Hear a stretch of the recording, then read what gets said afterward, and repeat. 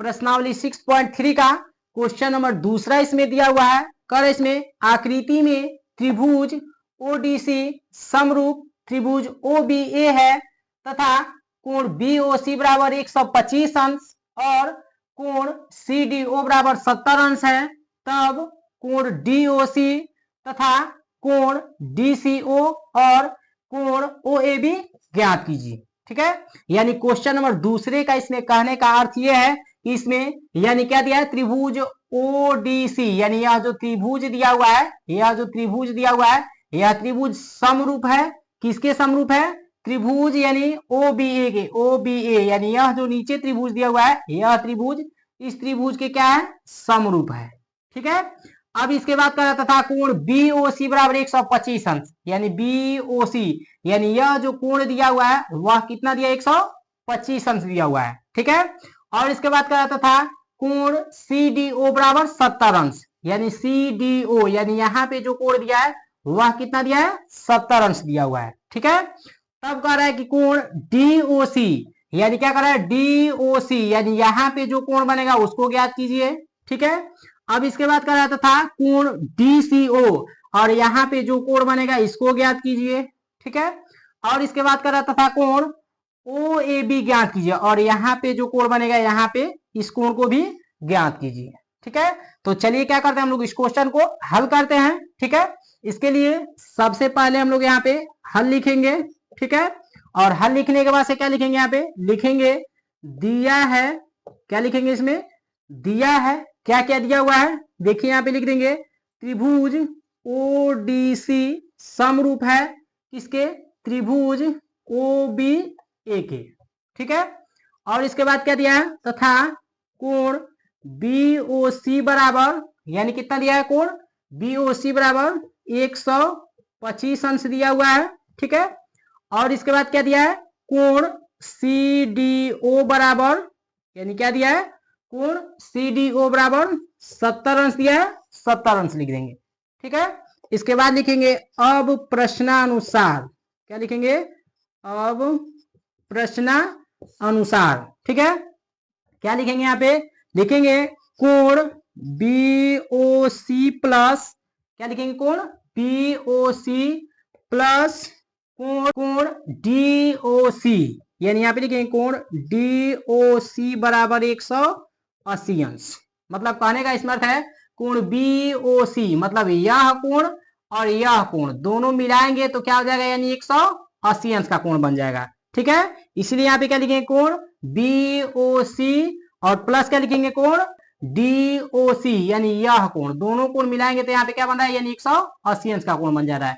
इसीलिए यहाँ पे क्या लिखेंगे, कोण बीओसी और प्लस क्या लिखेंगे, कोण डीओसी बराबर 180 अंश लिख देंगे।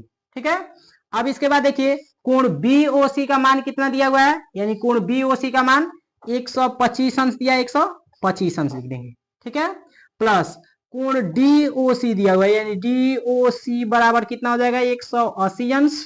ठीक है, तो हमको इसमें किसका मान निकल जाएगा, यानी कोण डीओसी का, तो कोण डीओसी बराबर क्या हो जाएगा, 180 माइनस 125 कर देंगे। ठीक है, तो 180 में से 125 घटाएंगे तो कितना हो जाएगा, यानी 10 में से 5 जाएगा, 5 हो जाएगा, और 7 में से 2 जाएगा, 5 हो जाएगा, 1 में से 1 जाएगा, कुछ नहीं बचेगा, यानी कोण डीओसी बराबर कितना हो जाएगा, 55 अंश हो जाएगा। ठीक है, यानी यहाँ पे कितने अंश का कोण बनेगा, 55 अंश का।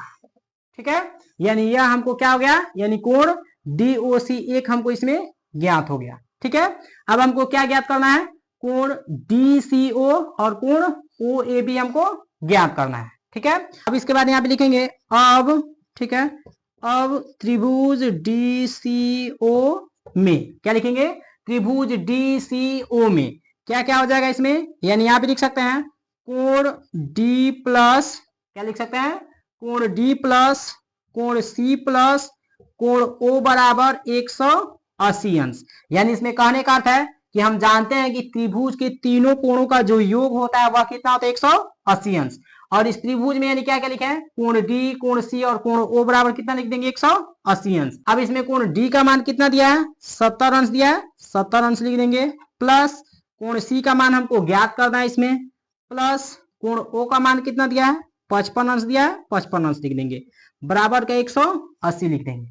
ठीक है, अब यहाँ पे लिख सकते हैं यानी 70 प्लस 55 प्लस कोण सी बराबर 180 लिख देंगे।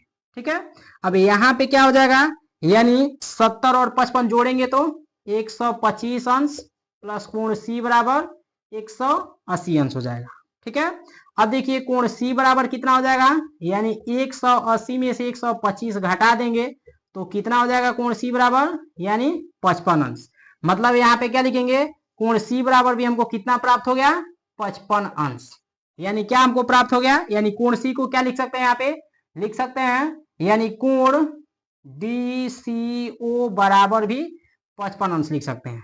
ठीक है, अब कोण सी को हम क्या लिख सकते हैं, कोण DCO भी लिख सकते हैं। यानी यही हमको ज्ञात करना था, कोण DCO बराबर, तो कोण DCO बराबर कितना हमको प्राप्त हो गया, 55 अंश प्राप्त हो गया। ठीक है, अब इसके बाद हम क्या ज्ञात करेंगे, इसमें कोण OAB को, यानी इसको ज्ञात करेंगे, कोण A को। ठीक है, तो हम जानते हैं कि जब यहाँ पे यानी 55 अंश का कोण बनेगा तो यहाँ पे कितने अंश का कोण बनेगा, यहाँ भी 55 अंश का कोण बनेगा।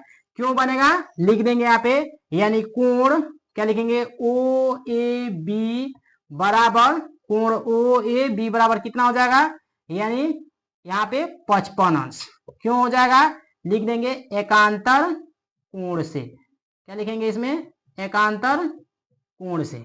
ठीक है, और यही क्या हो जाएगा, हमारा आंसर हो जाएगा।